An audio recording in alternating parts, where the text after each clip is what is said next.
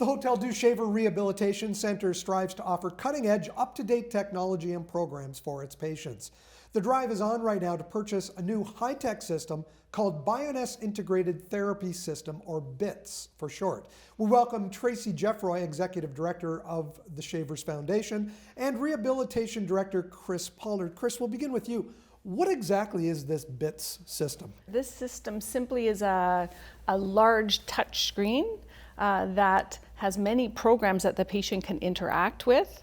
And it's also a mobile so that someone can do those activities in sitting or standing. What kind of patients would be using this system?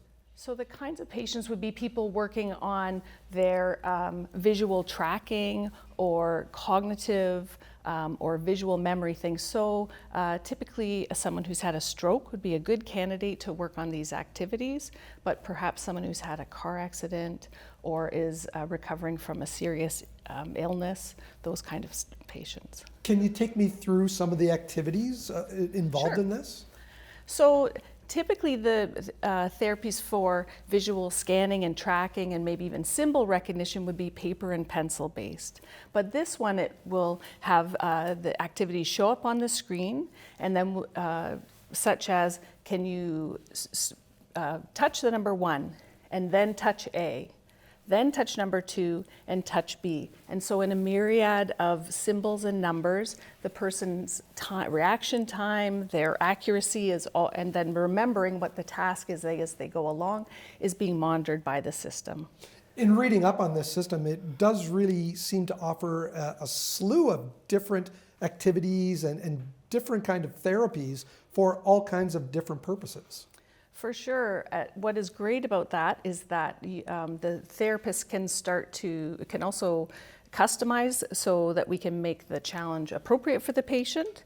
It could be reading words, recognizing symbols, reaction time, and then we can, in addition, have somebody standing, maybe even practicing balance while they're interacting with the system.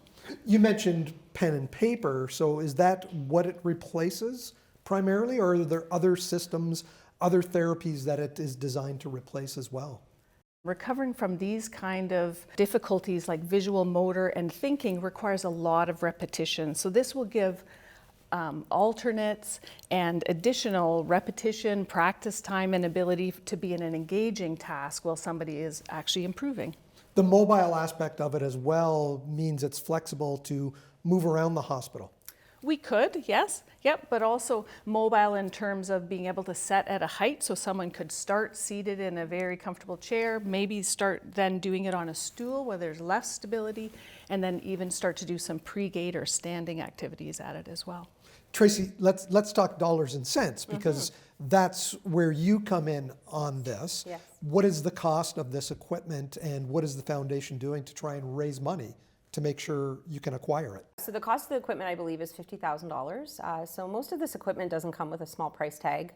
The foundation is often tasked with raising money for patient care equipment, upgrades to treatment areas, education, as well as the specialty clinics, which are the Steve Ludzik Center for Parkinson's Rehab and the Rankin Family Cancer Rehab Program. So when the hospital came to us to raise this money, and we know it's a well-needed piece of equipment for rehab, so we're reaching out to the community. The ministry doesn't fund items like this, so we have a mailer request going out. We've got a lot of information on our website that people can find out. So you'll be able to see a lot of things coming out on the media, social media, and things like that on this piece of equipment so that we can raise the necessary funds. This campaign is specifically for the BITS system. Correct. So it's just, it's a mini campaign. It's our spring campaign. So we're hoping we raise the $50,000 to be able to purchase the piece of equipment for the hospital. What else is planned in the upcoming months? Are you getting back to some of your normal fundraising activities? We have a few things on the go. Summer's quite quiet for us, but we have partnered with Anchor Niagara.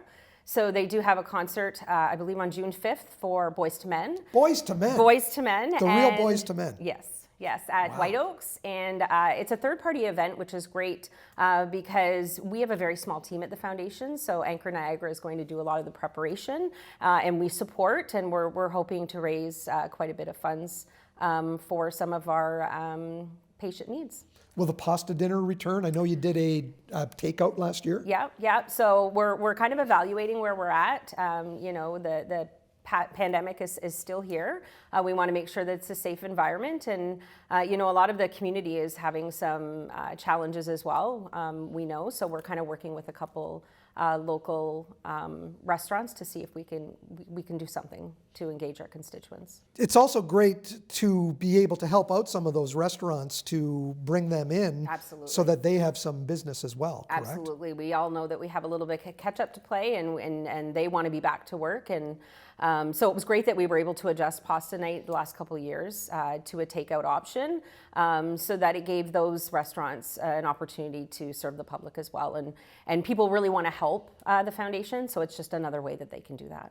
Chris, let's get back to some of the therapy and the rehabilitation, because that's your area of expertise. I know the last time we spoke, we talked about the new COVID rehabilitation. Is that program still ongoing? Yes, so we continue to receive inpatients for rehabilitation following having COVID. So it would be the post-COVID rehab program. Yes, we continue to see some patients through that program. They may also benefit from this piece of equipment. I know that we're hearing a lot about, the Omicron virus, or variant, I should say, not being as severe. Yes. Have you seen fewer and fewer people? So we continue to receive, I would say, ongoing level of referrals. I wouldn't say that the numbers have increased, and typically by the time people come to rehabilitation, they have been in the hospital, right, with significant impairment from the disease. So sometimes we're seeing people a bit later in the cycle for them. And we're hearing a lot about long COVID, and that's what Yes. these people are fighting, correct? Some of them are simply also so deconditioned from being in the hospital for a period of time, and some of them have long COVID symptoms. Back to the BITS system, when are you aiming to have this in place at Hotel Dieu? When we'll be able to raise the money, we would like it as soon as possible, for sure. It's a terrific, engaging system, and one of the hard things about recovery is all of the time that someone needs to put in and stay motivated. It is, so a system like this gives also feedback to the client of how they did. Hey, you were 80% accurate, you did this in 23 seconds. And so then they can challenge themselves and say, next time I want to do it faster, or Yeah, set be some more goals. accurate. Yes. And the goal is set to raise $50,000. How can That's people correct. contribute? They can contribute by going to our website at foundation.hoteldieuxshaver.org, or they can call our office at 905-378-HDSF. Tracy, Chris, thank you so much for joining us today. Thank you. Thank you.